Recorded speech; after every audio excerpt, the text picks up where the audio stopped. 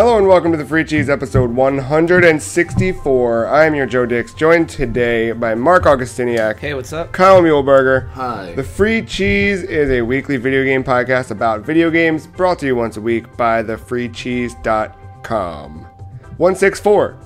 Nintendo 64. That's our cover story for the month. That's a stretch. That wasn't that big of a stretch. It's a little bit. It has 64 in the title. We're gonna go with that? That's the title of the episode. It has 64 in the title. No, not that one. All right, we'll figure something else out. That sounds like a really shitty title. I guess so. Not getting any closer. This is gonna be the range. You gotta move. You gotta move closer. You gotta move. I'm sorry. Can you talk lower? I can still hear you. How are you both? Tired.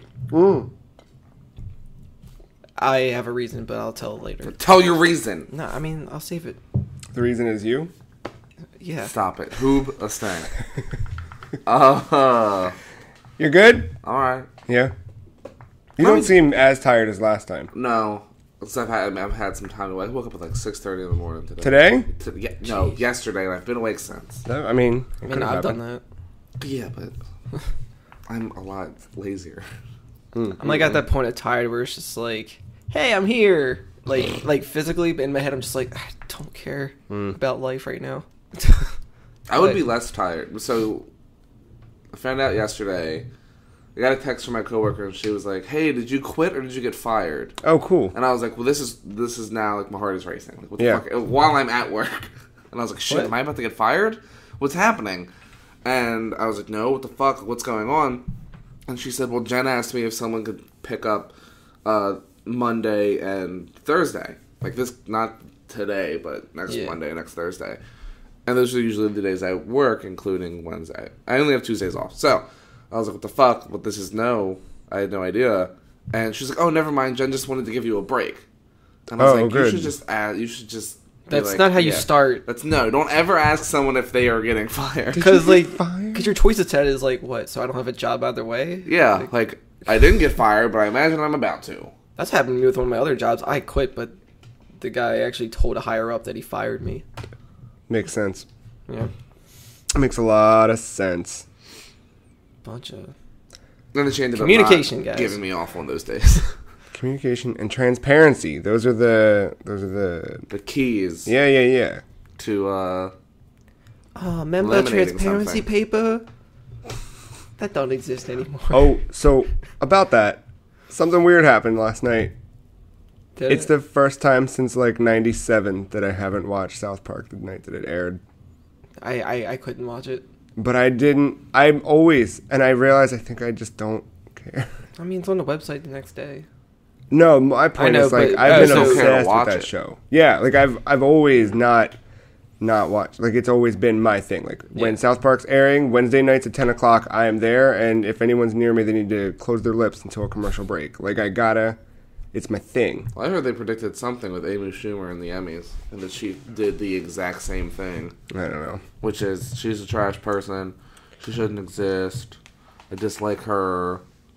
I don't know, it's the same thing as like what happened with The Simpsons, where like The Simpsons didn't start doing anything. It did the same thing it always did, but it never I stopped. didn't. Well, and the problem is like the pop culture references. I hate.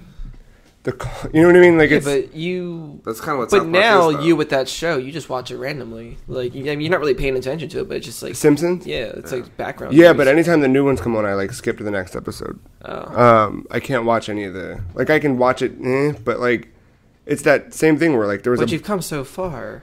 I know.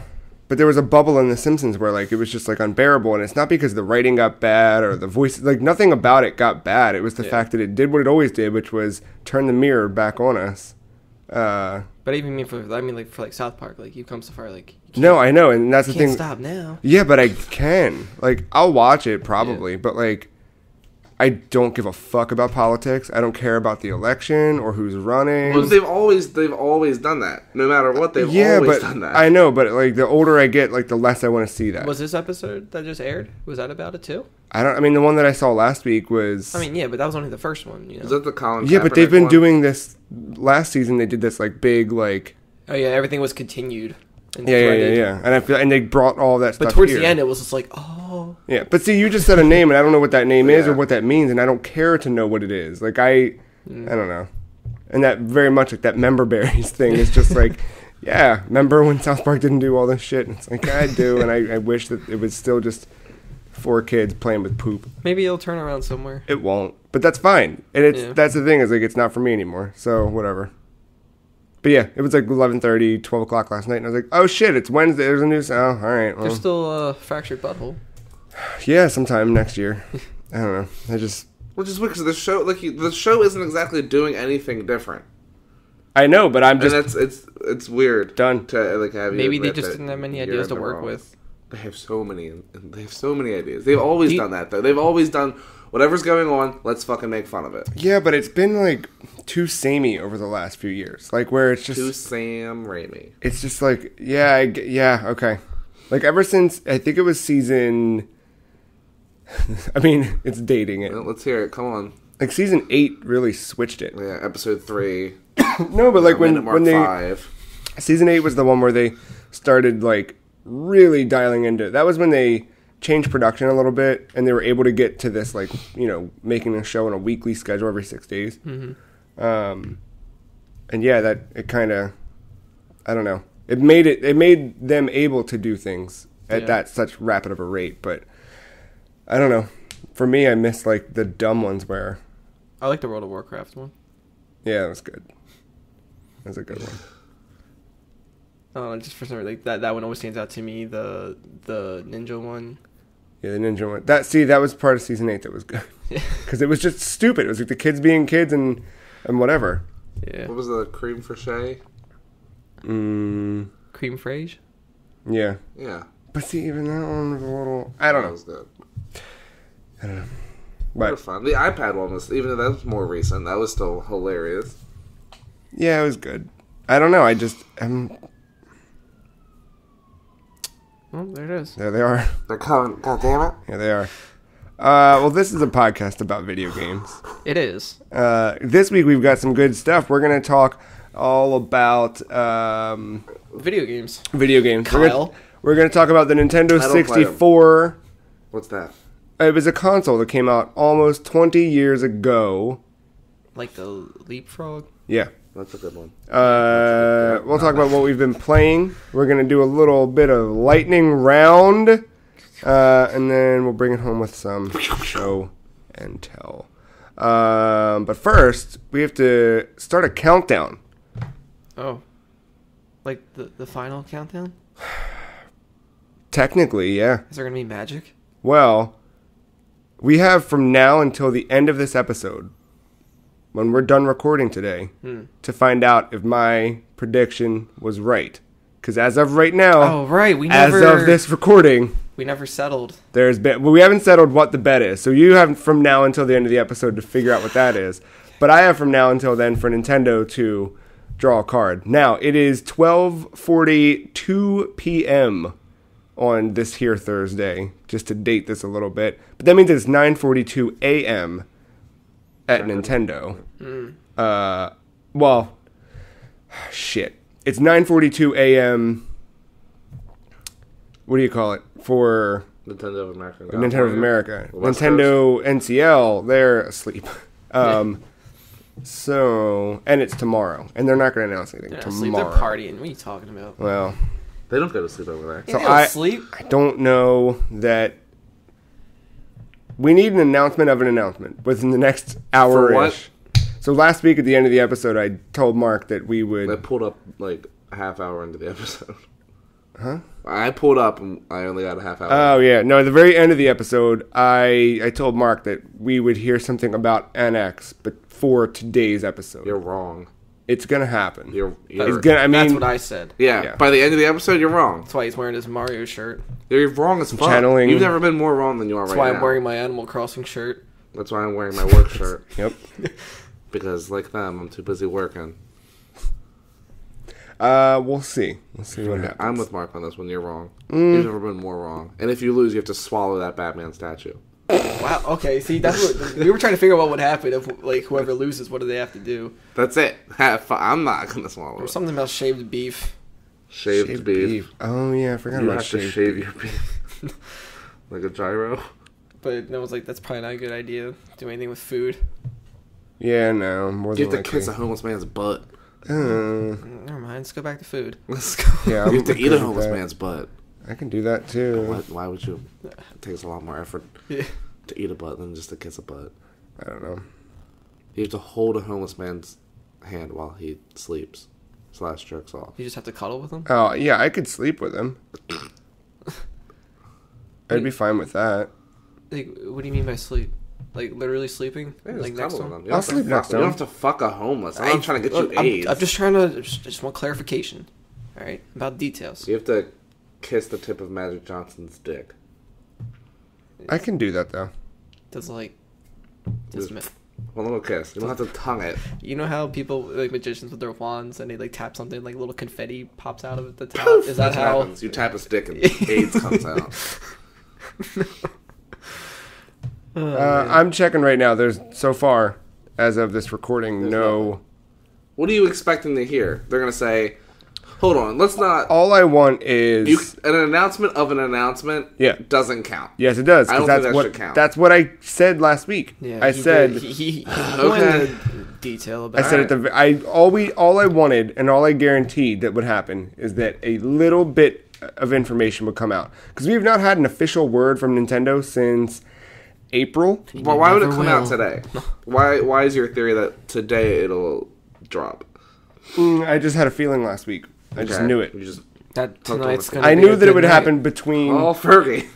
I knew that it would happen between last episode and this episode. And look, nothing happened. Well, that's my point. Is right now we're in the final countdown. More Pokemon stuff? Well... That doesn't count. That's bullshit. Yeah, no. It's not the... No. It was specifically NX. Like, we would get... what's not going to happen? Something from Nintendo. The last thing we got was the release date back yesterday, in April. There was like I'm not sure if it's a rumor. I couldn't understand the article. But apparently the Pokemon Company gave detail or said something that could confirm certain details about the NX. Yeah. They're going to make several games, right? They said that they are making games for it. Yeah. He said, of course we are making them. Yeah. Are you ready for Pokemon Shuffle and the NX? No, not really. It was, let me take a look here. So, I wouldn't say that counts. Because that's not from Nintendo. Yeah, no, I didn't count that at all. No, it was not. What I wanted was Nintendo saying, hey, this is an NX and blah, blah, blah, blah, blah. Ever since those Mario stickers came out for the iPhone, every picture almost, I've been putting the nose and hat on everything. Like even animals. Yeah. Those stickers kind of ruin but talking now because it just gets spammed with. That's all, yeah. But that's all you need. Yeah, I don't know. We'll see. Today's the day. I don't know. All you have until the end of the episode. End of the episode. What is that? What are we looking at there? This is the Nintendo NX subreddit. Okay, I was going to say. Yeah. I've just got this, I've got Twitter, and I've got NeoGAF ready to go just to keep me... You're so hopeful. ...up to date. I mean, you gotta have a little bit of hope, right? I wish I was hopeful about anything the way that you gotta be. About NX. Why don't we be a little rememberful about the Nintendo 64? That rhymes. Yeah, that's what I was going for. It's the same, I mean. What? Go ahead. I don't know. So this month on thefreecheese.com, our cover story is the 20th anniversary of the Nintendo 64. Specifically, how it's influenced everything. Everything. Relationships. Yeah. Like I wrote an article about how that kind of thrust me into maturity a little bit. Not thrush. Thrust. It's still thrust. It's still sexual. Well, that was the point. But the Nintendo 64, I wrote an article about how like that was my introduction to mature games because that was the first real console that we had that had that little sticker of approval by the ESRB.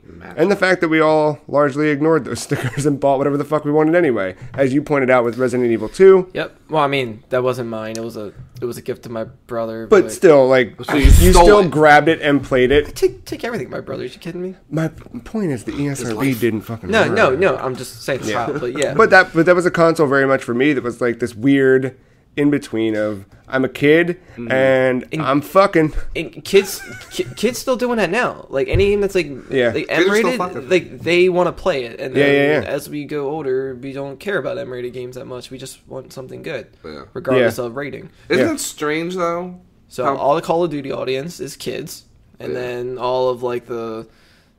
Well, no, I guess I can't say Minecraft. That's not. I know. That's still There's kids. a weird. Yeah. No, there's still adults that play Minecraft. But most definitely more serious. I don't know. Do you think kids would come up with half the shit that you see all over the internet? Yeah, Have you not seen... A kid would take time to put... Have you not seen like a video from Minecon or whatever? I'm not watching any video from Minecon. That's all kids do. It's insane. What's your definition? You think 10-year-olds run around doing this? Dude, they're smart. They're super smart with it. They do not fuck around. And they're putting emulators into games, and they're... I don't think that. I mean, I'm sure like it's all ages are doing it, but but kids, kids are too busy building fucking castles and other shit and their crazy minecart shit. Don't underestimate them. I will always underestimate. I guess it depends on the age range of kids too. Yeah.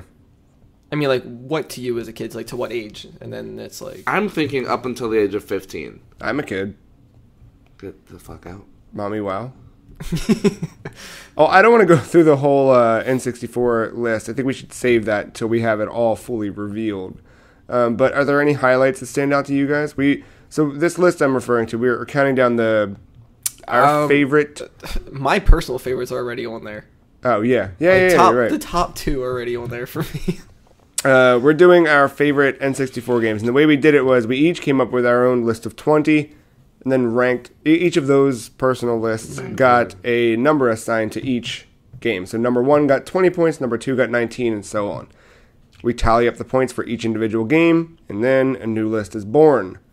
Basically, all the ones we didn't have on each other's lists until we had the ones that were the same. Yeah. So I don't know. I've got the list pulled up here. I can kind of show you two as we go through. The band is here. If there's any, if there's any that like stand out as I scroll through that you want to make mention of. This list is obviously on thefreecheese.com. Perfect Dark. Next. No, but next. But Perfect Next. It's my favorite show. Perfect Dark just was this weird thing that I didn't know I needed until I had it. I think that's one of the first games where I was introduced to more colors. Hold on. No. I know what you're saying. I know exactly. In the multiplayer mode. Yeah. The team colors. Yeah. That was like, what the hell is a Syed? Yeah. I know what you mean. It's just funny because in my head, you only see like Roy G. Biv, and you're like, this is all there ever is in the world. I don't want to ever see it ever again. As far as video games go, that was your teams. That was your basic colors. Yeah, you're right. Like, oh, they had all these other ones. Yeah, like from Mario Kart. Magenta.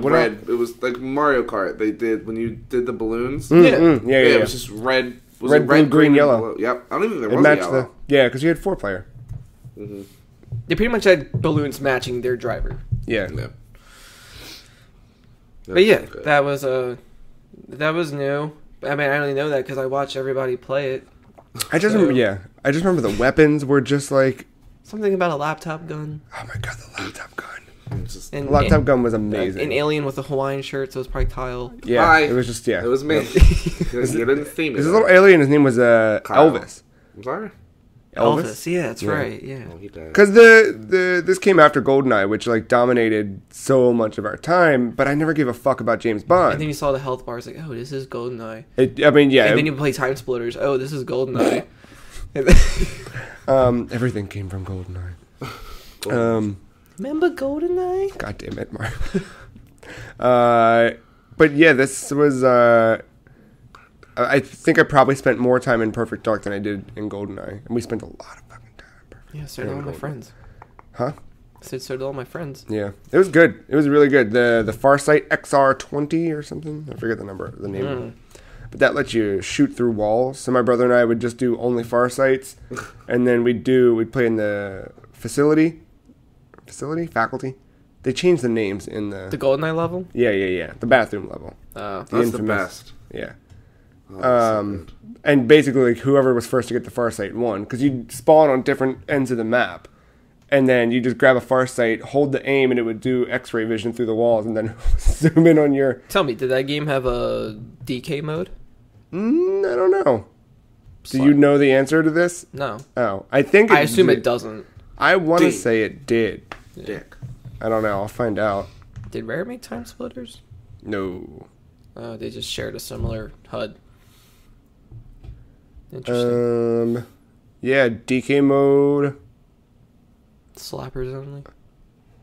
DK mode's in there, I think. if this is correct and to be believed. Yep, it's there. Okay. DK mode. Small characters. Play as Elvis. Invincible. This is not the same Elvis I'm thinking of, but it just for some reason reminds me of the idle animation in Earthworm Jim, where he stands there and pulls out. He opens up his pants and pulls out a little miniature Elvis Presley dancing. And then, I liked when he would jump rope. Oh yeah. Fuck yes. Yeah. Rampage was good. Rampage World Tour that came in at 15 on our list. I just like the look of it mostly. Yeah, it was good. My brother and I would rent it all the time and just. I'm trying to remember. Really you didn't need to think for that game. No. Beat up shit, knock down towers. So every time you're on a tank, it looks like you're humping it. Yeah, which was great. And I forget the riding riding the little jets. Yeah, having that as a way to navigate through the level and blow shit up. We got to talk about this one. Number 14, Mario Kart 64. What else is there to say about it? I don't know. For some reason, like. That was always a game where, like, I didn't mind playing it, but I was never, like, super into it. Really? Yeah. I never played it alone. Like the multiplayer fights, they lasted too long. If you're in that one level where each corner is a different color, and you have, like, Block fort? That lasts too long. Shells are just taking over the bottom floor. That's the best of the best of the best. It was nice to just forget the rest. I like the top of that skyscraper. That's what I always imagined. Oh, the donut. Everybody tower, jumping off whatever of it was. Yeah. You just have to hit them off the edge. It's just that one set the precedent for me for all Mario Karts moving forward. I just like riding the railroad track. Yeah, that one's in the 3DS version. It's really good. They're like going the wrong way. Yeah, I don't care. Yep. You got it. Yes. Yeah, Resident Evil 2 at number 13. How fitting. Can't wait for that to get remade. How fighting. I have it for GameCube as well. NFL Blitz. NFL Blitz. That was a good one. Tell me about this one, Kyle. Going Quackers was such a fun fucking game. Well, this is the interesting thing about our list. I feel like that's the game I rented but didn't play it. No, but it's funny because we're very, very close in age, but then that one comes out. Like, me playing Perfect Dark, you playing Donald Duck going Quackers. What's the difference? It's the same thing, yeah. It's the same fucking No, but I think this is... This also has an alien named Elvis, or Mickey, I can't remember. But I think it's an interesting, like, even though we're very close in age, back then, we were vastly different in age. Yeah, I think it's because like I said, my family, like, my mom and my aunts were both very, like, Disney. Like, we love Disney everything. And when you were a kid, you were just like, I guess I'm supposed to love Disney everything. And they're like, oh, there's this game that we bought you. And anytime someone's like, we bought you a video game, you're like, I'll fucking take it. Because I can't buy video games. Is this the prequel to Kingdom Hearts? This is no. This is. So this is a platformer? This is the Keyblade. Oh, there No, from what I remember, I think you, like, followed Donald from behind. And, like, I think he would, like, run and jump over stuff. That's what I want to imagine. He would, run away from things, run towards things. It was similar to... Didn't he have, like, a little, like, gun? I can't remember a gun. Like a cork gun or a dart gun or something? You might be thinking of Bonkers. Or a plunger gun. I don't know. The plunger gun sounds familiar. And I'm pretty sure let's find out how much it is on the internet. I could get it for, like, 99 cents, probably. More than likely. I remember... I don't remember the name of it. World of Illusion? On Genesis? I have no idea. It was, oh my god. Like soccer? Mickey and Donald. No, it was like... Oh, the two-player game you can play is either Mickey or... I used to play that at my dentist's office. Beautiful sprites. Like, beautiful. I didn't understand the game, but I liked it. Yeah, my brother and I would just... You just sprinkle everything. Yeah. That weird attack that doesn't make everything grow. Yeah. Fart dust. Oh, yeah. So, Donald Going Quackers Kyle. Looks like a 3D / 2D platformer. That's too much. I see Huey, Dewey, and Louie, so that's all I really need. I liked, what was that one for Super Nintendo? The Maui Mallard game where you're like the karate guy with the blindfold. I don't know what this is, but it sounds... It's a 2D action platformer, and you're not Donald Duck. Mm-hmm. You're somebody named Maui Mallard, and he had like a staff. He had a blindfold and a black karate gi, and throughout the levels, your color would upgrade. And you would get different abilities, I think, or something. Weird. So it was just like a kung fu game. That's pretty rad. Yeah. Huh. Speaking of kung fu, Mystical Ninja, starring Goemon. So That's good. my favorite Pokemon. And like honestly, like between like no, okay, so I'm sure we'll get to Mario 64 at some point. I don't know on this list. Maybe. I really don't remember. But like I played Mario first, but when I played that game, for some reason, Goemon to me feels more constructed as a game. Interesting. Because Mario, it's like, you have that freedom of like, you can do all these missions for stars, but you don't really need all the stars to move on. But you need them to. But it's always the same level, but you can play it in different ways, which is cool. But like with Goemon, it was like you just kept advancing, and there was a plot, and I appreciated the linearity of that. Because I guess Mario just kind of threw me off because I was so used to going one way. Mm-hmm. It was a lot for me to take in. I don't know. I guess just platforming wise, like because I never really played Banjo that much. I didn't play Conquer either. Oh, wow. As much as I wanted to at that time, I just never got into it. Taught me to cuss. Yeah. Because then my brother did. This is what you're supposed to say. Yeah, that one taught me a lot of things about myself. Never been attracted to a video game character. Like, you didn't know that those feelings existed in the world. Yeah, I had no idea until... I think I did before Conquer came out. Maybe there was attraction, but it was more like... Like, you knew what it was. Yeah, I think there might have been like a slight... But if we're going to make similarities to that, I think there's a difference mine would be... Jessica Rabbit? Yeah. Yeah. Oh, yeah. I think she was a human, so it's okay. I almost said Roger, but I was like, wait, I meant the movie. Yeah, because I'm a snow bunny. No, I think there's a difference between the attraction piece of just like finding something, like I don't. You find you don't know. You're just like there's that, but then there's that like that next level. Like once you hit a certain age where it's suddenly sexual, and you're like, oh, wait, you're a kid. Like when I something saw to stand up against. When you're a kid, you saw what was the name of the thing in Conquers? The sunflower? Yeah. For some reason, even his girlfriend, but I knew that was different. His girlfriend, that's what I was thinking. Yeah. I was thinking the sunflower. Yeah, well, that's all I remember. Because isn't the sunflower very sexualized, and all the bees are talking about fucking her in the mouth. Yeah, and like that's to me, I was like, I don't know what the bees are saying, but I was like, that's a body that I think people have because that's like, I'm not allowed to watch movies that have that in it. I think that's how Rule 34 started. That might have been where it began. Thank you, Rare. Yeah. Thank you so much. Rare 34. Yep. Fuck. Buy that website. And Jessica Rabbit was, I mean...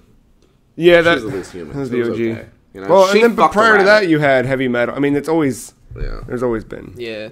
Plenty of outlets for that. Art. Huh? Art. That's true. He said ARP. But yeah, coming in the top... Bringing in our top 10, we got Majora's Mask at 9. Bye. Kyle's favorite. And we got Pokemon Stadium at number 8. Pokecram. That's my confession of crime or being a jerk. Yeah, that was a fucked up story. Remix to it. That was real dark. Do you want to share that? I mean, we've got it written out on the site. Please go read it. But yeah. So pretty much, I really wanted this game. I was excited for it. The commercials got me all hyped. And during the mornings going to middle school, reading the way to the bus stop, and Usually, okay, so this kid he was like a neighbor, and like we always hung out, but we weren't like. You weren't friends. You were just neighbors that hung out. I wouldn't say that. I mean, like we were friends, but we weren't as close as my other friends. He was there when it was convenient. Like he was just like a neighborhood friend, and we would all like go out and like play like football or something together. But like besides that, just an excuse to hit him. Yeah, that makes sense. So yeah, there was money on the side of the curb. How many monies? It was just one monies. One monies. Okay. How much monies? Well, we thought it was $1 until he picked it up and he unfolded it, and it was $100 bill. Shit, 100. And you're how old? Let's see. When did this game come out? 2000? Sure. So I was in 6th grade. 12, yeah. Either 6th grade or 7th, the beginning of 7th grade. All right. Yeah, so I want to say 6th grade just because I remember it being in my yearbook. They were talking about the game. March 23rd. Yep, okay. Sorry, March 6th, 2000. Okay, yeah. So 6th grade. So I'm like, what, 11? 11. Yeah, almost 12. Yeah. And one of my other friends with me could actually convinced him that it was fake. God. So I could, because I was like, let me look at it, and I was like, yeah, like this is fake and dumb and like. Yeah, how the fuck do you know? So like I think I crumpled it or something. It's fake. Let me throw this away for you. Yeah, so I kept it. That's and so I went to school, and somehow people found out that I had it, and they were coming up to me and like, oh hey, like I that's mine. I lost it. I was like, what neighborhood do you live in? And they were like, they would say there, but I'm like, yeah, that's not where I found it. I've done that with that little test thing before, where you. Yeah. But the day moves on. I just can't wait for it to be over. I got to get home, and so I'm pretty sure I showed Mom that I have this money that I found, that I claimed that I found. And I just wanted to go to Toys R Us. My focus was just going to Toys R Us and getting that pre-order ticket because I needed it. You had to have it. I mean, what the Pokemon started like 2 years prior. Mm-hmm. I'm still in this kick. Like, yeah, I can't get enough. And that game was so fucking cool too. I guess just being like a poor boy, Yeah, but it came with the Game Boy. I didn't have the wisdom. I didn't take into effect of like how much of a dick move that was. I didn't like have all that guilt. Yeah. I mean, I do now. But You're in 6th grade. It's been years. What does it matter? Oh, because it's a bad thing. What's a bad thing? What exactly is a bad thing? You just feel bad for lying. For taking advantage of someone who's stupid. And that is literally the American way. But it's not. We're not always right as Americans. That's not okay. Granted, but still, so someone dropped a $100 bill. Someone was stupid enough to drop a $100 bill, and then this boy comes along. No, another boy came along. Therefore, finders keepers. Okay, but this boy comes along, and I'm pointing at Mark. I don't mean this boy. I mean, I used my silver tongue. He picks it up. Yeah. And then he thinks that he just found a $100 bill. He was excited. He was dancing. Of course he was, because he gets to go buy whoever's dancing clothes for his family or like soup for his dog. No. And then Mark's like, you know what he would have done. I mean, don't worry. He would have bought drugs and cigarettes. He got his copy of the game anyway, so that's fine. But that money just would have been spent on like the dumbest junk food. Whatever makes you feel better about lying and cheating a kid out of what he found. This is what I will say. When you say that, people are like, "Wow, did he?" But it was in 6th grade. We've all done terrible things in 6th grade. I am not damning or condemning Mark for something he did 20 years ago. No. I think it's admirable. Admirable. You got what you wanted. No, I'm defending the fact that he feels guilty now. You shouldn't feel guilty now. It's been years. No, you can't change that you did it, but I think it's okay to feel bad for something that had happened. Yeah. I stole a small glass whale from a boy. He brought it in for show and tell, and he was very excited about it, and I wanted it, and I took it out of his cubby in 1st grade. He never got it back. He cried about it at the end of the day, and I walked out with it in my shoe. And I think it's okay that I feel bad about that now. But it's been years. Like, you think other people feel bad about things that happened years ago? But yeah, like... Yeah. Yes. I stole a toy from a church once. And? I feel fine. Nothing. They don't need it. What do they need it for? They don't need Randall from Monsters, Inc. Yeah, but that's the church. Like, I think stealing from a... stealing from a church, which is a religious building. No. Where God condemns that type of thing. But I mean, like, you took from a You know, like I don't think like someone in the like I don't. Now other kids can't play with it. I've affected multiple kids. Yes, that part I would feel bad about the kid who's coming in and like. Or is that Randall? Yeah. No one gives a shit about Randall in the first place. I don't know what a Randall is. He's the little guy. He's voiced by Steve Buscemi, so he's important. Oh, Monsters Inc. Yes. Got it. Damn. So yeah. Yeah. Did that.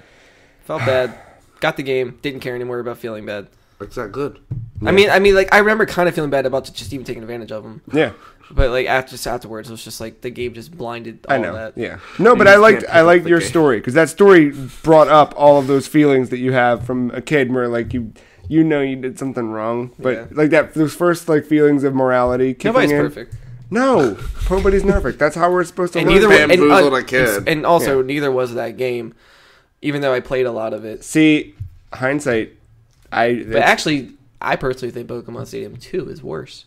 I never played 2. They just didn't care. They just half-assed. I haven't played 2 in so long. Most of it. Huh. No, I loved the first one. I loved all the minigames. And I haven't gone back to it, so I don't know how it holds up at all. But it didn't age well. Great. Did not age well. I didn't think it would. But back then, holy shit. Yep. I just loved holding that box. It was huge because of that transfer pack that was inside of it. Yeah. It was just like, wow. 3D art. I want to open it back up again. Like, just have that feeling of sliding one of those open. Well, that's our list so far. Well, bits of our list. You can go read the full thing, full breakdown. We've each been submitting just a little story about our respective memories from each of those games.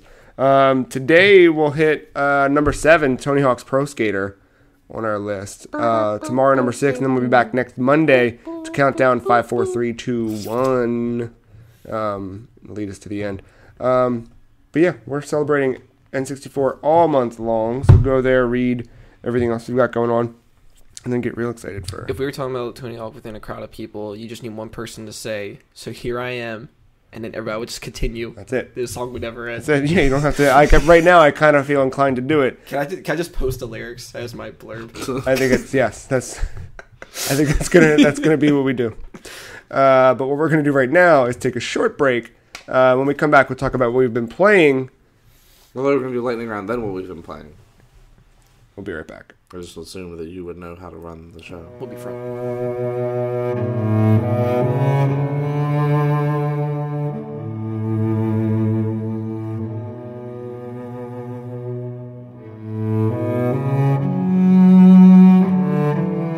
Welcome back to the Free Cheese, episode 164. I told you it'd be a short one. Guess what today is? October. Wait. You got it. You got it. It's the full month of October. I've been celebrating fall since September 1st, but some purists like to call today September 22nd, first day of autumn. Also, because of the time that we are recording, it is technically September 23rd, tomorrow, in Japan, which means happy birthday, Nintendo. Happy birthday, Mom. You're 120,000 years old. What's today? 127 years old. Yeah. There we go. Yeah. That explains why some things are lacking. Maybe. Your communication skills have gone out the window. I guess so. But that's not what we're here for. We're here to talk about what we've been playing in a segment we call Now Playing. I like that because it's got that movie theater sound. Yeah. That's all I think of. Yep, that's why I say it. You're welcome. So, I'm going to start with one. We'll just kick it around. But what I have been playing is something called Dragon Quest VII. Oh, you got it. I did got it. Is it worth it? So, no. I'll let you take a peek at my notes here. You want to... Because so far... For a moment, I honestly thought that was real life. No, that's what I... Game. So far, the only thing I've done in the game is deliver a sandwich. I'd say I played for about an hour. I started it up. So here's a little background on me and Dragon Quest VII. I've never played a Dragon Quest game outside of, like, booting up Dragon Warrior for NES once. Okay.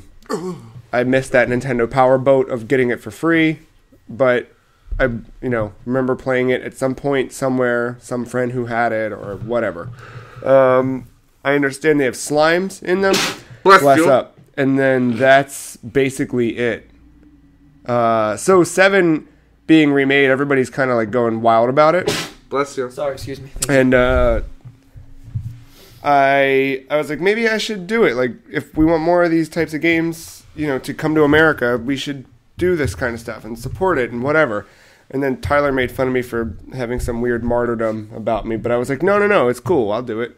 And it's a good opportunity to play one anyway. And then I bought it, and then it downloaded, and I was like, wait, why the fuck did I buy this game? Why did you? Buyer's remorse. It was immediate. Like, as I was buying it, I was like, what did I just spend $40? All right. There might be a moment where you're like, you know what? I'm in the mood to play this. Yeah, no, I'm going to keep going at it. Like, I'm going to put time into it. Apparently, it is just a JRPG. It is what... Oh, yeah. I mean, you're talking about a PS1 Yeah. game. So I'm kind of, like, looking forward to that. Like, just really... So you're in the prime of JRPGs. Yeah. So I'm stoked on that. But so far, I woke up... Or I went to bed, and then I woke up, and then my mom was like, take your dad a sandwich. He's over on a boat. And I went to that boat, and there was this guy who I think was my dad, and I was like, hey. And he was like, did you bring me one of your mom's sandwiches? I can't go out to sea without one inside of me. Oh, hold on. Huh? Okay, I'm just confused. It's cool. Just now so far, some of the writing's really quirky and goofy and Kyle, funny. It's called Dragon Quest. You deliver sandwiches. What is not to... Why aren't I delivering dragons? I don't understand. There's some girl who's hanging out with me and yelling at me the whole time. Date night. Yeah, I don't know. But we'll see. I'm going to keep going with it. It's sounds domestic. Yeah. You have two options. You either fight or go to bed angry. Yeah, I mean... That's marriage simulator. That's the name of the game. Eating sandwich. How about you? Mayonnaise, it's tears. How about you, kids? I got a bunch more, but we'll just kind of round table it. I feel like I should save mine. Kyle? I downloaded Journey. Oh, yeah! I played... That's what I was going to say. 10 minutes of Journey, and then I had to go to work, and you were absolutely right about you have to play it in one sitting. Okay, you know what? Yeah. We are fine. We'll sorry. Mark's pissed Kyle off. and I are joining this one. All right, let's go. Because I had to go to work. I played the whole thing. And... it's not that I don't like it, but it's one of those things like you have to play it in one sitting. It's 2 hours. Or else... I don't care about like the time. No, I'm just letting you know. Yeah, like it's just like... To me, it was just like, it would have been so much better to be able to sit down and play it all in one sitting. Mm-hmm. However, I couldn't, and it was just like, I don't know if I want to go back. Like, I'm still early enough. It's just like, ugh. It'd be one thing because I was already fully in that, oh, this is really cool looking and beautiful. You gotta go back. But then it's just like, I mean, you could speak to it. Should I just restart? Your face. Go. All right. That face, right? Go. Yeah, so my journey, it's good. I liked, the vastness of that desert and sliding around and like flying and all that. And then probably wasn't until the first section where you got to connect that ever scaling bridge of carpets is when I had somebody join me. Mm-hmm. So, I just guiding each other around, just, picking up whatever. But like, this is where I kind of start to feel like Journey should just be a one-player game because honestly, I don't see the point of 2 players. There is no purpose. And except for one part, other than that, there's no point. And for some reason, that ruined it for me. Like, I couldn't focus on the game itself because I was too worried about this other person who wasn't exactly cooperating, who I find out has been 3 different people, not just one person. And I hate knowing what their names are at the end. The last person was named Senpai. I don't like... See, but that's the beauty of the game. Is that says so much about you. Is that you apparently you got to go through life alone. I was fine with this journey just being single player, so I could look around because I found a secret behind that sand waterfall and just doing my own thing. Like, wow, this is really cool. Then some fucktard comes along. Oh, let me just sit here for about 45 minutes to an hour. I'm like, all right, fine. I'll wait here for a little bit. And I'm like, you know what? I really need time to sleep. I picked a bad time to play this game. I can't stop now. Dude, you got to keep going or I'm leaving you. And I left him. And I thought he caught up again, but it turns out it was a different person. But the scenery, I loved it. Like, it was great. The little story it was telling, I kind of knew where it was going. Yeah. The reason why I wanted to play it was actually because I was listening to another podcast that mentioned the game. Yeah. And I was like, oh, well, first Joe said it, and now these people are saying it. I gotta play it. Yeah. I gotta play it. So I do that, and then, like, towards the very end, that part, we kind of feel like everything's slowing down. Yeah. And whatever. That's the only time I cared about the person next to me.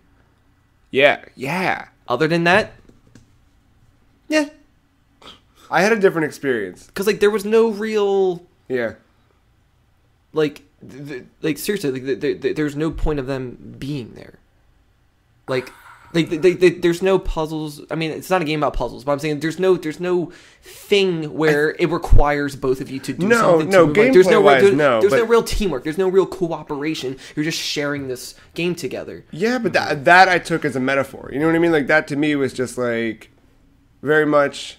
But because of that, I lost distraction. I got distracted by the other people, and I couldn't focus on the journey itself. But I think that's perfect for... You know what I mean? Like, that makes sense in a way for... But I'm hearing, like, this game has made people cry. Yeah. They have had emotional moments. I didn't have any of that because this other fucker next to me ruined my whole sight of the game. How did people cry? I mean, I'm clearly missing a lot because I didn't finish the game. And at this point, to be honest, I probably won't because... You have to. It is a beautiful game. Why do people... Okay, let me say. So you start off the game. So here's the thing, right? You go there, you see what... I thought it was like, oh, is that my family on top of the hill? It's grave markers. And then I imagine they were grave markers, and everything's a grave, and I walk through this giant graveyard, and yada, yada, yada. Mm-hmm. And then it's just like, in my head, I'm like, am I just gonna go see a mass burial? Like, is this what this game is? Like, is my family dead? Am I the last of my people? Maybe. Then I don't care. But my thing is, like, I think this game is very much, you get out what you put in. The story gets explained as you're progressing. Yeah. But you get out what you put into it, I think. And it very much is about life, and I think that... I don't know. I think that probably if I didn't choose to play it at such a late time, I probably didn't care about time management and sleep. I guarantee you, I would have took longer with that game because I would have went around to every nook and cranny. Yeah. So it's all so you didn't have the time, but you made time, like because you said, like you should. But again, like all of this is just like this is it makes sense. Like that's what you were supposed to do with this game. That's it. Like not to be all like weird and ethereal. But I wanted to cry. Yeah, but but instead, I just want to scream of your own life. But that's all it is. Like I don't know. Cry, but I'm gonna scream. Yeah, that's just my day-to-day life. It's just my own reflection is what I'm playing. I think so. I think that's what that game is. It's very much like I'm not in a good place to be playing a part of my life right now. I know, but that's what it does to you. Like I played it, and also it is kind of a lackluster ending. I will say that to you, right? My mom bawled. Your mom watched you play it? No, my mom played it. She played it and she cried at the end. Okay, yeah, no, I'm talking about like... I don't know if she cried or if she was just like, sort of like... replayability-wise. You're not meant to play this again. I'm like, oh. Yeah, no, you're not meant to play this again. Then why do they give you the option? I mean, you can, but and for some people, they might want to play it again. No, but I really didn't see a point to. For me... After one time, it was just like... Yeah, no. And because I don't want to taint that experience. But I think, like, I remember my mom played it. I remember my friend Joe played it. Like, two people who seldom play video games in that kind of way. And it came out, and I was like, you should just play this. And I remember I left my mom in the basement. This is, like, years ago. With the PS3, plugged in the TV, killed the lights. And, like, at the end, she was like, whoa, this was so crazy. Like, oh, I can't believe it. And, like, what she took out of the game was completely different than what I took out of it. You know what I mean? Like, it was... Like all relative to ourselves. Had I had a person with me who just wasn't lollygagging. Yeah, but you never would have. You know what I mean? Like that.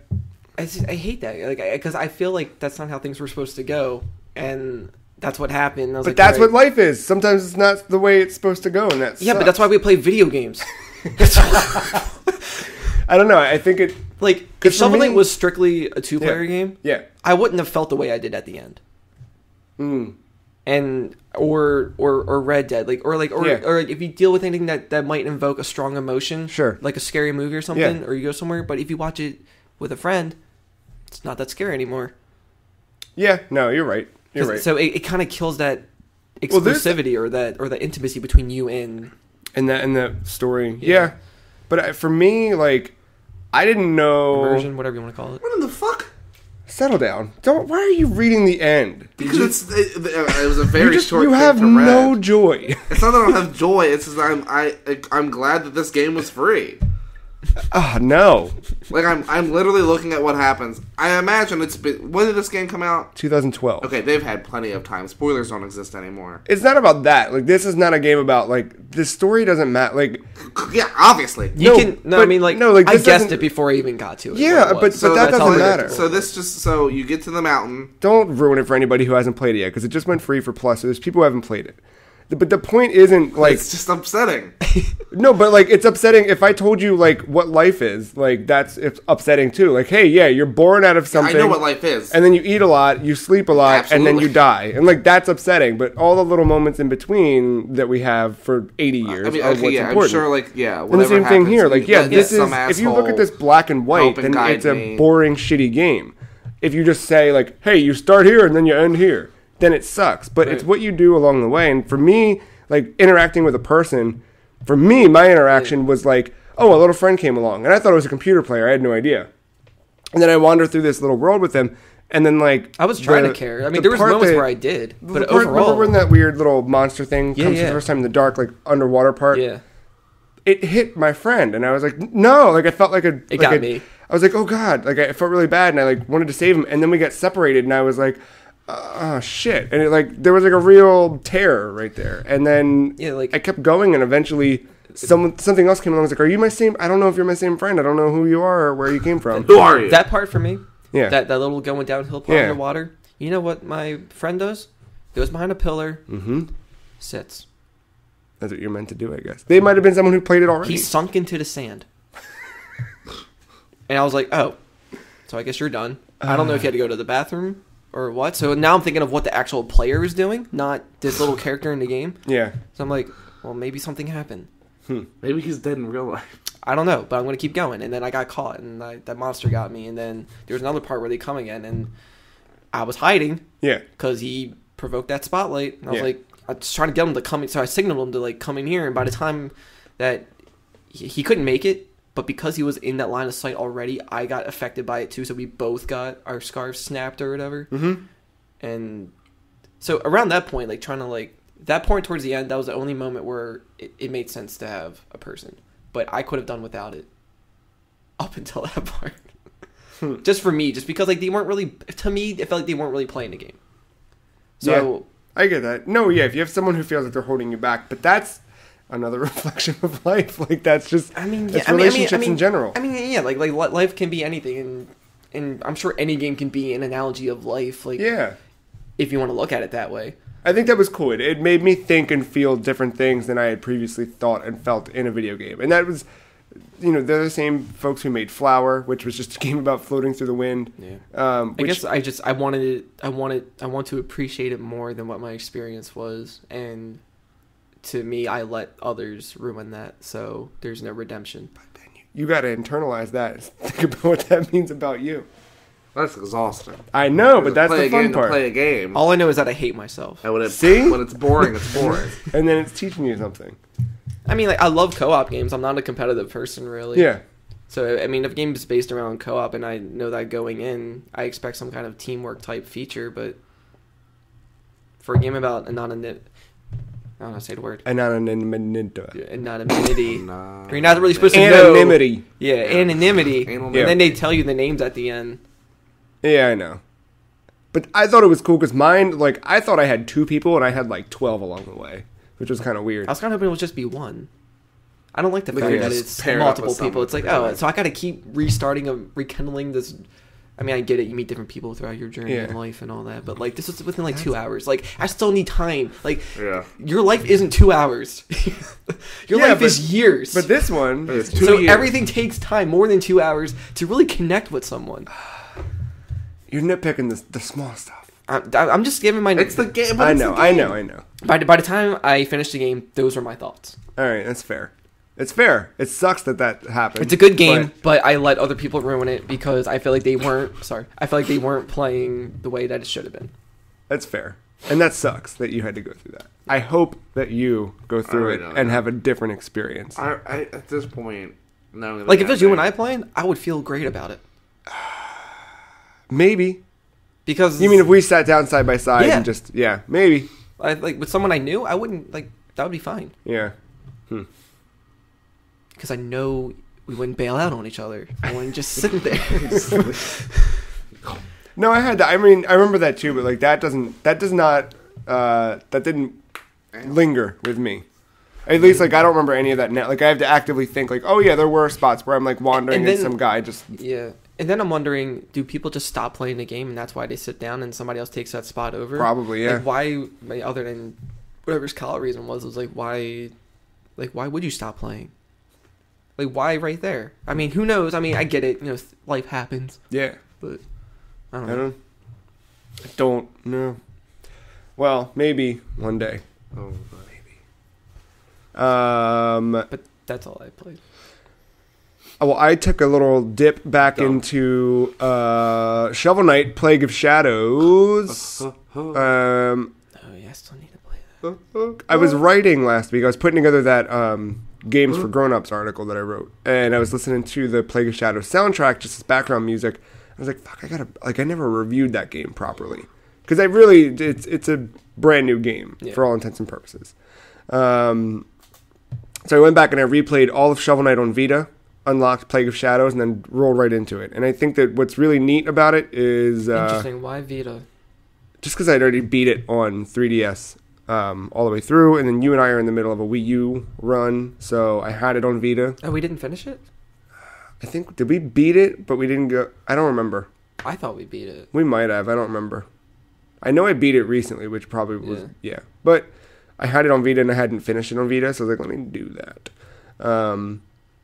And I looked back at, just after finishing Shovel Knight, I looked back at my review of Shovel Knight from the time of release, and something I pointed out there was that it didn't only look like, but it felt like a game that we played during the NES days, like it was some lost cartridge that was just magically unearthed in 2014, and like, same sentiment, like playing through that just beat for beat all the way again, because this is the first time I've really like gone all the way through Shovel Knight in some time. Like it's like going back to your favorite childhood game. Like it just is solid. Like, yeah, I know they're trying to go for the whole NES aesthetic and all that and feel, but for me it actually felt like more like a Super Nintendo game in terms of like platforming and just like just like the you're right, like the quality of it, like the way it was moving around, because it was a bit more complicated than a simple NES game. I mean, granted, they were trying to stay within the limitations to a point of like what an NES sound-wise and color palette maybe. To an extreme, so they it's like broke stuff like that. Yeah. So the polish of it reminded me of Super Nintendo. Yeah. That's a good point.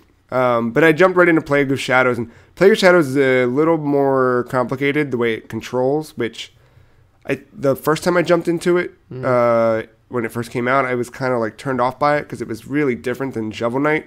But having gone all the way through Shovel Knight... mechanic. Huh? It was a new learning curve for the mechanic. Yeah. But jumping right into it after that, it felt more natural to sort of like get accustomed to those controls. Even though they are vastly different, I was already in that like I think mindset. I really enjoyed Plague of Shadows because I used most of his stuff for my custom night. Yeah. And a lot of those things I missed having recently played Plague of Shadows like a few months ago. And then, it's just cool, like all of the weird little secrets and little things like that are hidden, that are new this time around, even though it's still the same stages, still the same enemies. Yeah. It's a brand new game. So I'm super stoked for the next one. I'm going to have a review up on the website because I got a new review thing built into the website the other day. But see, that's all the shit. Like, you don't see all the content all the time, but all that stuff that happens on the back end, that's what I've been up to. So yeah, we got a new review system on there. I mean, same system, but our new... magazine layout that we implemented a month or so ago looks a little different review-wise. And then you guys didn't play anything else? Just a little bit of Hotline 2, but that's not much. Yeah. Oh my god. I saw a cosplay of somebody just trying to do like a Hotline Miami guy.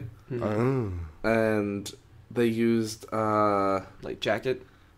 Yeah. They were cosplaying Jacket, and I guess they couldn't find like a decent enough like animal mask, and they used like one of those shitty like Doge masks. Oh god! And I was like, that's not gonna work out ever. Oh man! And like, part of me was like, I kind of hope that was intentional. The comic's pretty good, by the way. There's a comic? Yep. It's about 3 issues in. I think it's called Wildlife. I played Slain Back from Hell. Oh, here we go. You wanted to play this last time. You know how stoked I was for this game. Slain, How is Angstlvania? So, yeah. Slain is basically, if Beavis and Butthead made a game, it would be Slain. Like, if they had a modicum of understanding of programming and design, this is the game that Beavis and Butthead would make. But I say that not only because of their interests, but also because of their... I was thinking more like Death Clock. Yeah, it's got a very Death Clock. This is their game. See, but Death Clock doesn't take itself seriously, whereas this... I mean, they wouldn't be developing it, but this would be their favorite game. Yeah, this takes itself a little seriously in parts, and it feels weird in terms of, like, I don't know, like, I can't take it seriously. Like, I want it to be over the top and goofy. Yeah, it has, like, a Brutal Legend feel, because it's, like... Because you get that it's not exactly silly, but the fact that it has, like, this metal theme overtone to it, but it's also, like, a fantasy... type game. I can't take it seriously, and maybe it's because of Metalocalypse. But so here's the thing: it looks great, as we knew from prior to release, and I find myself dying sometimes because I just stand still and I stare at just little flowers, just like billowing in the wind. Like, it's really good sprites. The animation is beautiful. It's absolutely fantastic. But it's not. It's good. It's a really good game. Mm-hmm. It's a really, really good game. Here we go. There's something off about it. Yeah. A few things like that I can pick up on, like, so the basic game, you have different areas that you go through. I think there's like 6, maybe 5. I've gone through, I think, 2 so far. And it's all the same. So you're in this big overworld area. And you wander through and you're introduced to like a new enemy type or whatever. Once you kill those, then you go inside of I don't know, like a different, you're inside of like a temple. Not really a temple. Like, each area has its own... Like catacomb or something? Yeah, kinda. And then within there, you are sort of put through some tests, where it's like... So basically, like, the outside world, and you fight enemies that come at you. Think Castlevania. They're just random little... But, like... Who are you and why are you doing this? You're some guy who's dead, and then you're brought back from the dead to stop the curse of the something. I don't know. Okay, makes sense. So there's little, like, demons and zombies and witches and ghouls, and they walk just like the simple, basic Castlevania enemies, where a couple hits, knock them dead, done. Skeletons, etc. Throw a bone? Yeah. No. I was expecting it, but it's not. And there's a lot of that where it fucks with your expectations. So then you get inside of these, like, temples, maybe? Not really temple, but shrine? Like... Yeah. And then that you're kind of put through some sort of, ringer, or just... You're put through a what do you call it? Like a trial. A gauntlet. Yeah, gauntlet. Thank you. Where you're sort of hit with these big waves of enemies. Yeah. And if you survive that, then you kind of go through the next section, and then you enter, like, the final area. So there's 3 sections to each... stage. The outside, sort of easy, if you can call it easy. The next part where it's kind of, taxing. And then you get to the inside where you're on your way to the boss of that stage. And that final part is really heavy on the puzzle section. And I'm puzzle in air quotes because it's not really a puzzle. It's just like, hey, work your way through these enemies, hit a switch, and you'll get a little thing that moves. You jump on that, but like... And you kind of keep going through. You hit a switch, it reveals a moving platform that you can then jump on, or it activates one, and then you do that until you get to the boss. It's just repetitive. It's very repetitive. None of the puzzles seem unique. So like Ocarina of Time. Even that masked itself. No pun intended. Well, that wouldn't be a mask. It was a pun intended. Yeah, but the platforming isn't great. Like, if they added like an extra few frames of animation to the main character's like jumping animation, it would feel a little more alive than it is. But right now it just feels very stiff. Even with his attacks, it's very much just like just like he's got this sword, and like you could do something really inventive or cool, and it just feels like you're just like, it's very flat. Like they did so great with the art, and it looks so fantastic. Fantastical.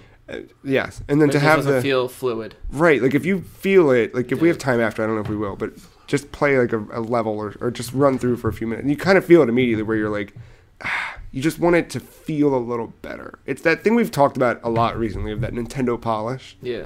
But even going back, like any of those old games, like they have a certain feel to them that just feel right, and this one just feels just feels right.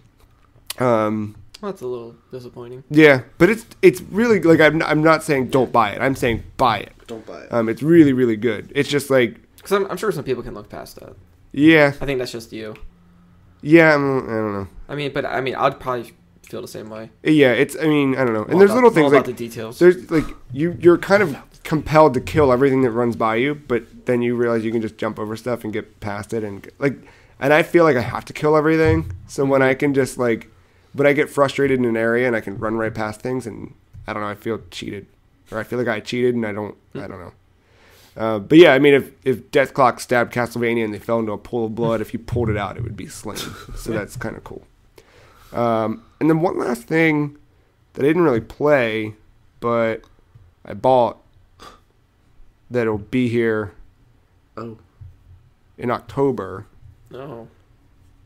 Was it pre-order? No. I bought a Game Boy Pocket from Japan. Here we go. Yeah, I think it's begun. Why from Japan? I'm showing Kyle and Mark a picture of this, and Mark's still that asking. Exact one. Yeah, this is the one I bought. It's just this is why I bought it. Look at that. Look at the original box. Beautiful. Is it gonna be able to play? Yeah, they didn't region lock until the. He's not, but he's not gonna play. He's just gonna keep. Yeah, you're gonna have it on a shelf like it's a goddamn. So you're just collecting. No, I'm playing this. What games you gonna play? I don't know. I'm gonna buy some Game Boy games. Wow. Typical. I still have a bunch of my old Game Boy let's stuff. stay away from regen. Yeah. I hated that experience. Yeah. We'll go to that other one, the one at the flea market. Great. Only if I can buy a nice shirt. Yeah, I'm really, really excited. I was just curious. Look at this box. It's a nice box. You're not big in the box. It's a very Easter peep yellow. How much was it? It was $50. It was $64 including shipping. It's not bad. From Japan. No, that's not bad. Yeah. So I got that. I also ordered a battery cover for my Game Boy Color because I haven't had one in like a decade. So that's on its way. I'm about to buy a Game Boy Advance. And I also am the highest bidder on a Game Boy Advance. Really? What's the listing? I'm not going to tell you that one because I want it. No, just be a dick. So yeah, I'm excited for that to sort of dive back into the Game Boy world because it's been a while. Motorcycle trying to start. And that's it. Cool. Yeah, it's been a fun week. I'm looking forward to more Dragon Quest. And then I'm going to start perusing this Game Boy stuff to see where I kind of want to go with it. But it's getting dangerous, I think, this whole game collecting. Because I was looking and I'm like... Yeah. I'm staring at like Famicoms now. No. And, yeah. No. Yeah. I think it's not bad, I feel like, to collect if you're, have the space for it and the money. But just as long as you have the time to... Look what I got. Yeah, but I mean, I'm just saying don't do it all at once. Just space it out. Yeah, no. I'm going to slowly build this basement up so that it's just what I want. Like, I really want to do like a Famicom collage. Okay. Because those carts are so cool looking. I don't know. But I think it might be... Are you on this one? No, it's not that one. He's lying. I promise. Don't do it, Kyle. I think it might be time for lightning round. I want a black one. Are you ready? Black lightning? Black lightning. Black lightning. So lightning round for the uninitiated. For those who are just joining us for the first time, we're going to run through 3 questions each. We each ask the question, and the others answer it as quickly as possible. Just stream of consciousness. See, what we can reveal about one another. It's pretty simple. Who begins? Who was stank? Who the stank? I'll stank first. Mark, you stank first. We'll just go from there. Yeah, we'll go Mark, you, me? Yeah. All right. Mark, number 1. All right. Favorite warrior, samurai or ninja? Ninja. Samurai. Oh, D-pad or joystick? What? D-pad or joystick? Oh, D-pad. D-pad. Yeah, damn it. D-pad. Yeah. Taco Bell or Qdoba? Ooh, Qdoba. Taco Bell. But It's quality. I do like Qdoba, but Taco Bell. Okay, would you rather Be vomiting or diarrhea? Vomiting. Shitting. I shit all the fucking time. Diarrhea. So I want to change it up. I just did vomiting. That's okay. D-bag or boy's dick? What? I asked you what rhymed with joystick, and it was boy's dick. So D-bag or boy's dick? D-bag. D-bag. D-bag. Yeah, that's... What a trap that was. Game Boy Pocket or Game Boy Light? Game Boy Light? Game Boy Light was a Japan exclusive that had a backlight. What? That? I don't... Pocket. They're cool looking, but... Alright, yeah, Pocket. You. Damn weeb. I don't... Okay, what represents autumn better? Pumpkin spice or scary spice? You fucking pumpkin spice. Pumpkin spice, yeah. Cider or pumpkin spice? That was your last question? Yes. I'm going with scary just because. Cider or pumpkin spice? You gotta pick one of them. My gut was pumpkin spice, so pumpkin spice. I want to go with cider. Yeah, cider. Warm cider. VR or bad video games? VR. VR. Alright. VR it is. I'm ready. Cool. Reboot. Why is this one $109? Well, that's the end of the lightning round. Hey, speaking of that D-pad or joystick, here's a funny thing. Slain by default has you navigate with the joystick and not the D-pad, but you can switch it in the controls, and that's the only two control schemas. Because like depending on the game, I like using either or. Yeah, but I didn't understand why it had to be one or the other. Like, yeah. I tried to move the D-pad and nothing happened. I was like, are you kidding me? And then I went to the options, and you could switch it to D-pad instead of that, but I guess just... it's very odd. I guess just today, it's just a natural thing to use a joystick more than a D-pad. I guess. I don't know. But, well, we're going to take a quick break. When we get back, we have a little bit of show and tell, and then we'll bring it to a close. So we'll be right back.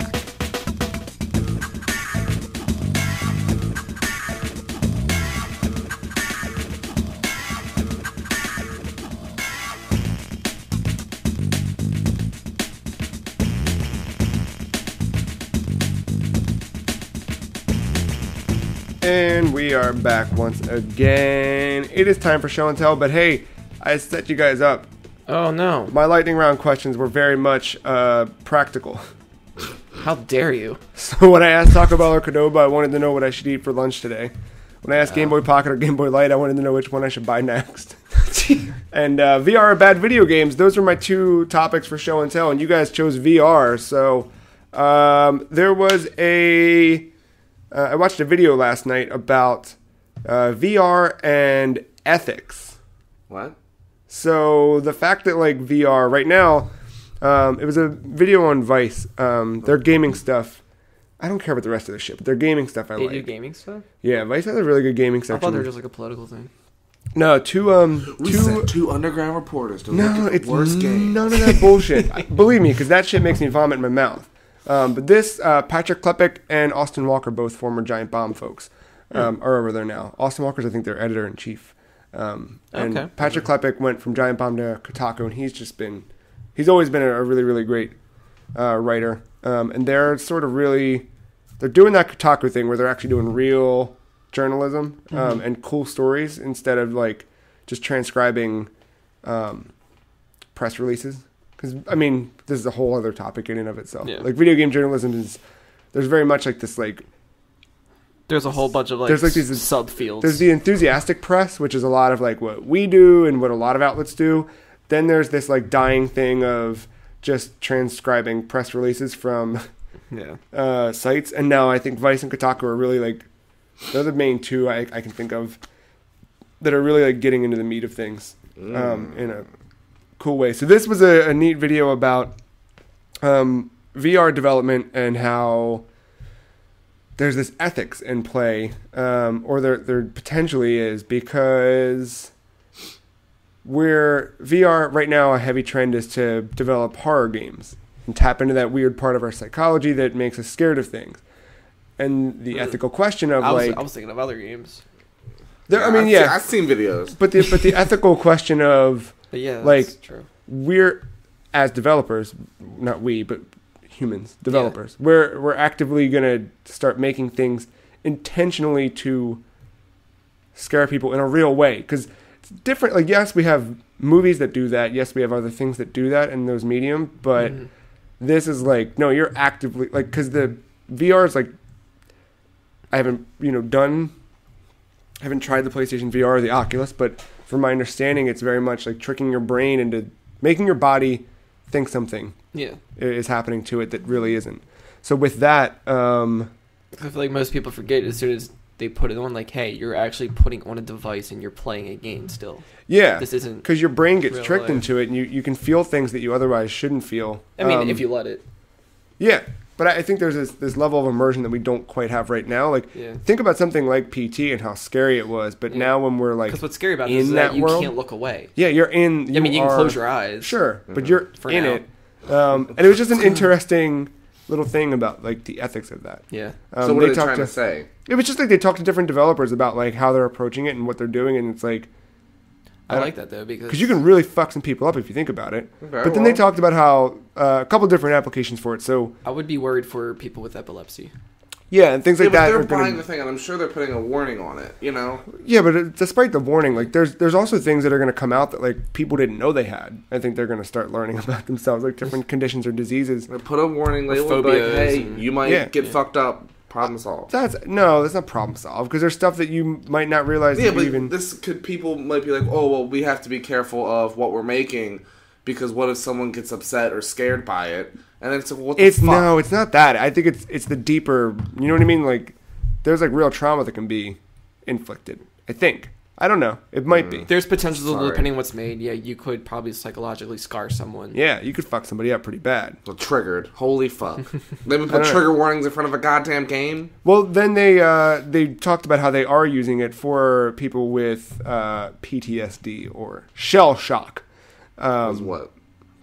The squad didn't die. They're here. They've been putting them through the shit that they had to go through again, but they're doing it slowly in VR.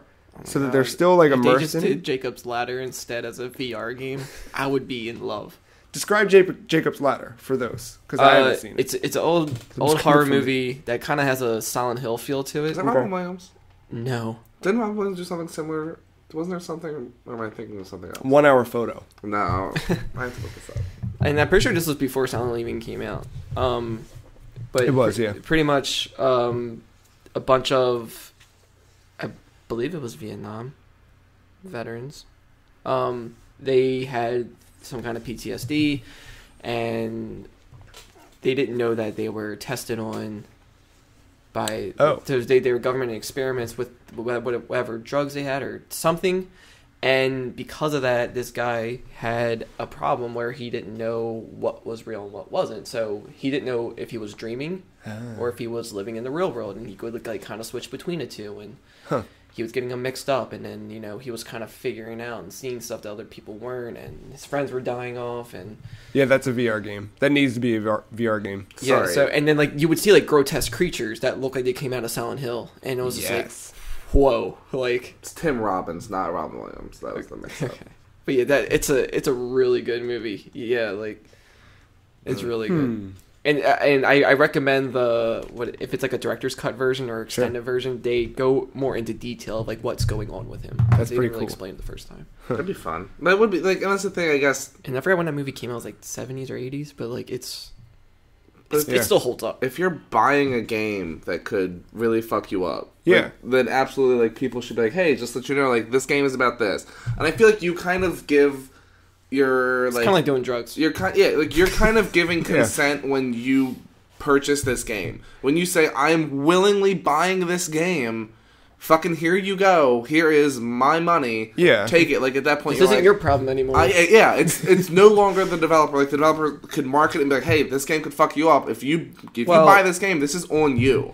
Well, as long as they properly warn you of what to expect. Because if they told you one thing and something else happened, then that's they can't Hello Games it. Right. Like to really tell you what the fuck's going to happen when but that's the problem is like they are going to people are going to Hello Games it.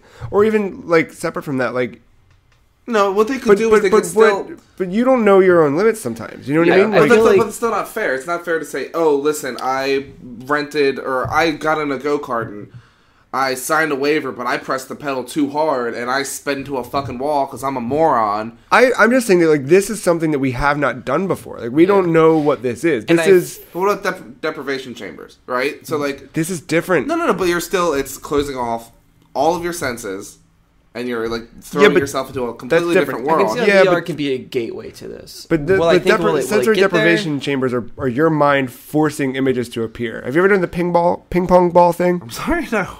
So there's a thing you can do. Am I about to get high? Basically, fuck yeah. You get a radio, like a real ass radio. Like I guess you could probably go to YouTube and find some white noise, but we did it with a radio. You get a ping pong ball and you cut it in half. You get a red light bulb, plug in the red light bulb, turn it on. Ping pong balls over each half, over one of each eye, and then you turn on the radio to white noise, just to like in between stations, and you lay there silent. And what happens is because you're standing up with the red light, you're just laying down, and you have the red. The ping pong balls, the red light sort of going through. Something about the red science eyeballs, I don't remember.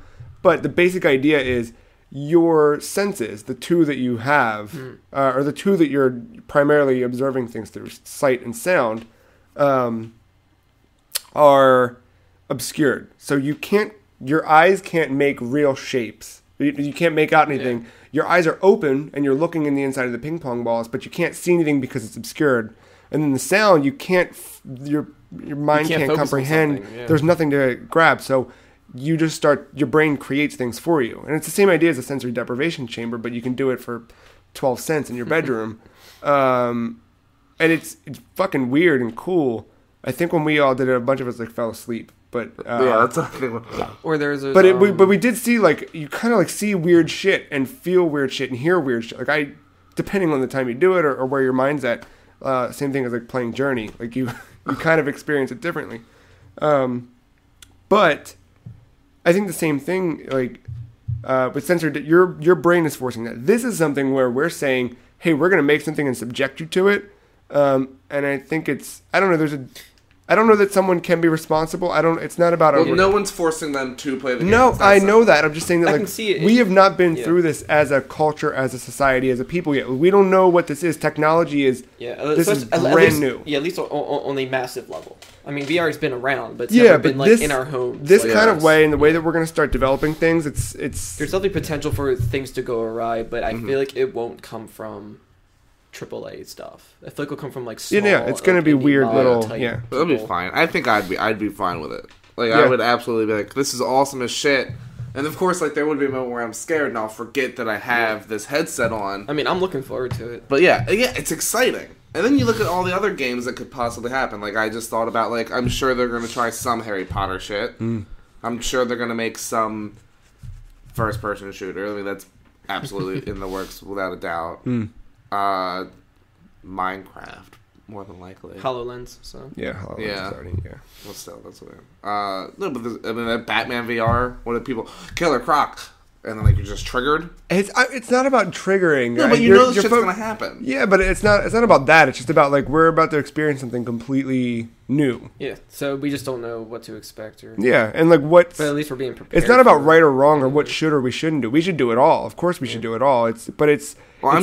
Interesting thing to be subjected to is like VR could just be a stepping stone to whatever follows.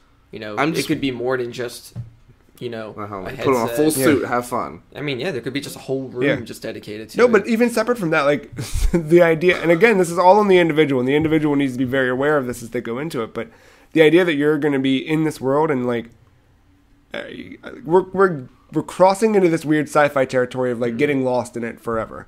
Obviously, like you're gonna step out of it, but there's still that we're starting. You know what I mean? Like, this is the beginning of an X-Files episode, called Life.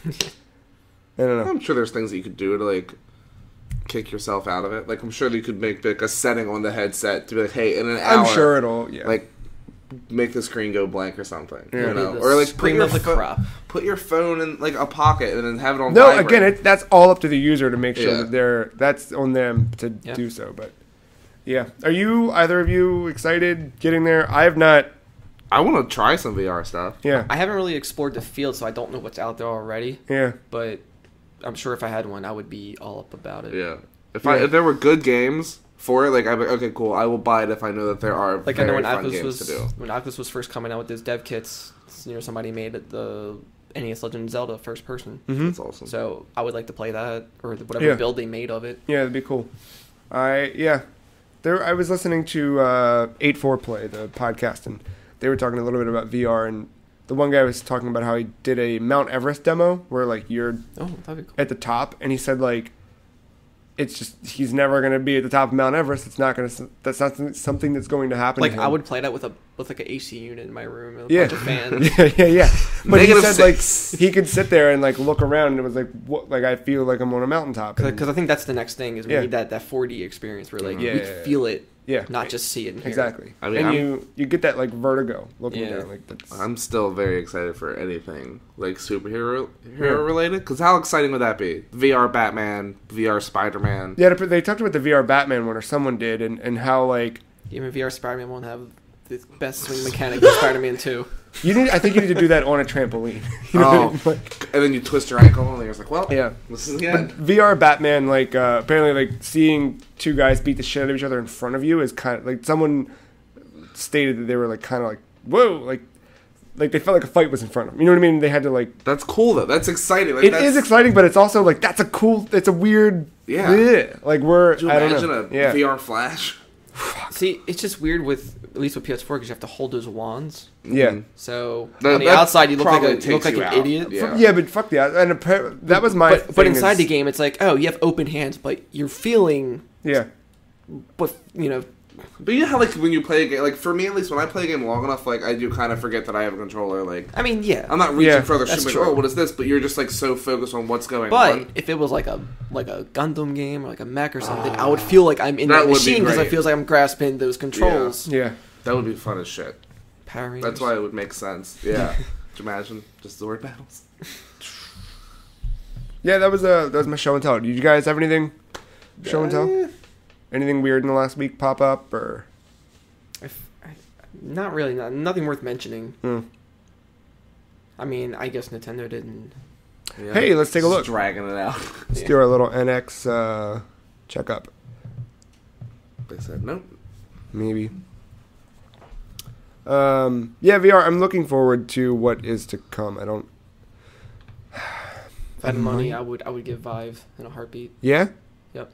Because that has the little sensors you put on the sides of your room, so it can calibrate where you are. That's cool as shit. Why don't they replace the wands with gloves? Like, couldn't they just take like mocap gloves and then make them like reprogram? I guess because of the buttons they have on them. Yeah. You need more functions than just your four fingers and thumbs. Right here, like how Ant-Man has his gloves. See, now you get me excited. Just the whole Ant-Man suit, but just for holy VR. shit! Could you imagine Ant-Man VR? Oh, that'd be great. That would probably be horrifying for me. I would love.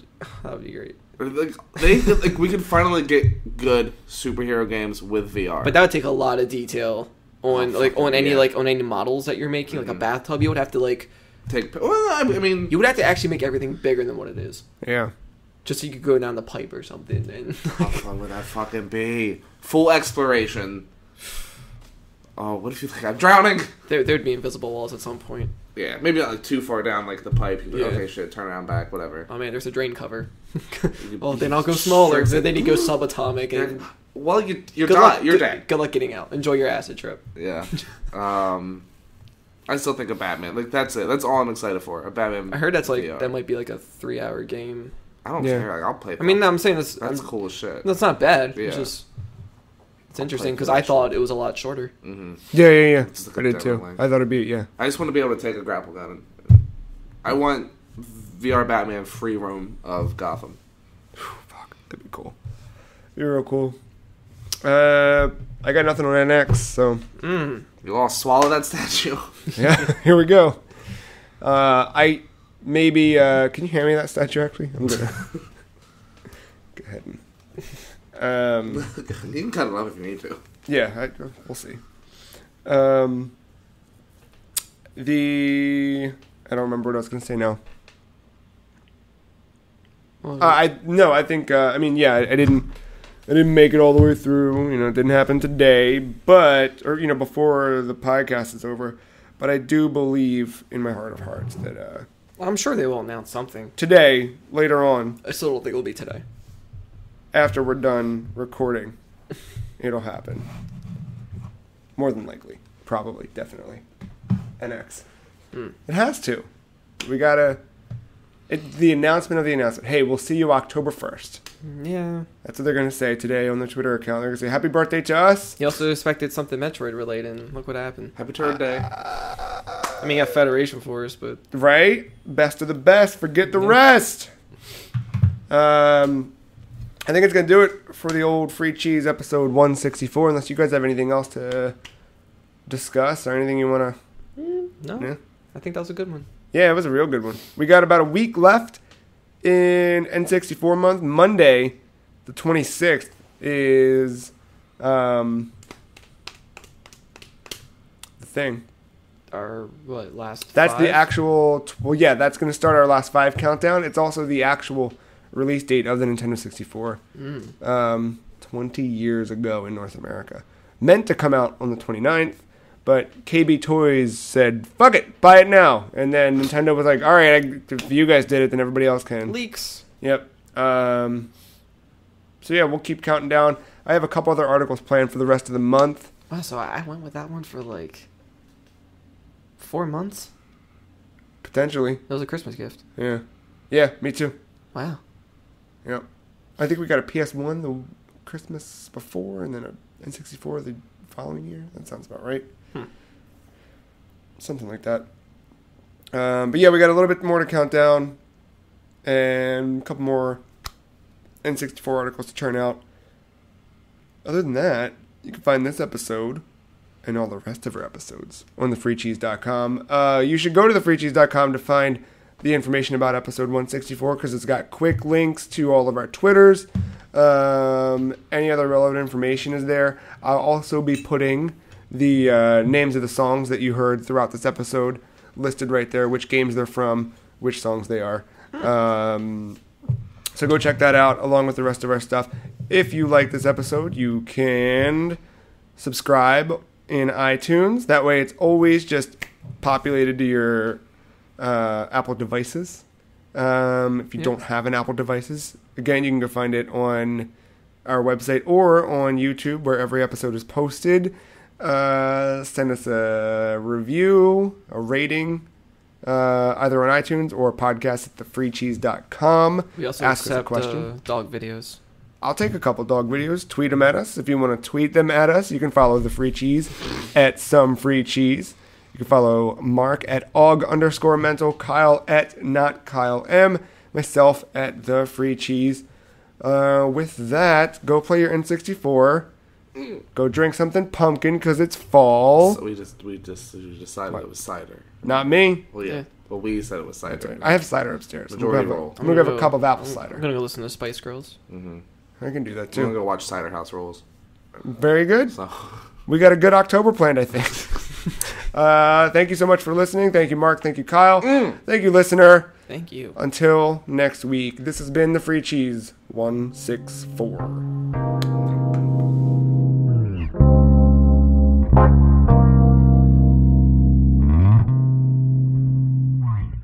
We've had this going for a while, but when you see me, you don't even break a smile.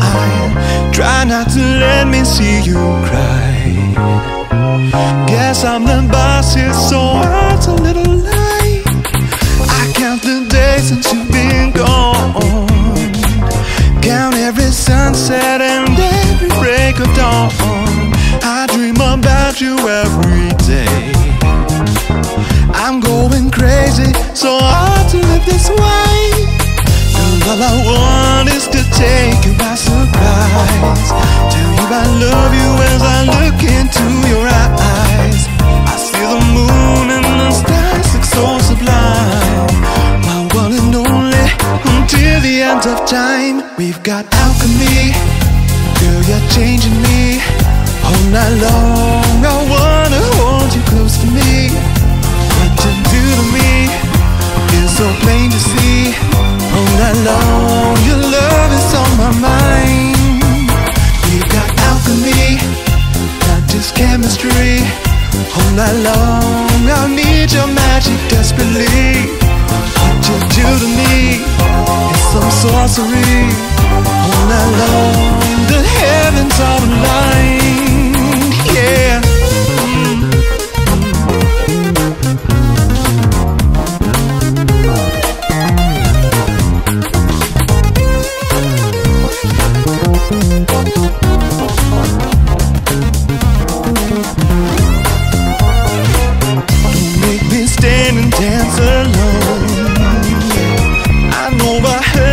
my scenes across the tone, but we're together in the fight. I'm going crazy, just another lonely night. And all I want is to take you round the way and kiss you gently and come wherever may. We found each other by luck or destiny. Can't be without you, the plague is taking me. Yeah, we've got alchemy. Girl, you're changing me all night long. I wanna hold you close to me. What you do to me is so plain to see. All night long, your love is on my mind. We've got alchemy, not just chemistry. All night long, I need your magic desperately. What you do to me is some sorcery. All night long, the heavens are aligned. We've got alchemy, girl, you're changing me all night long. I wanna hold you close to me.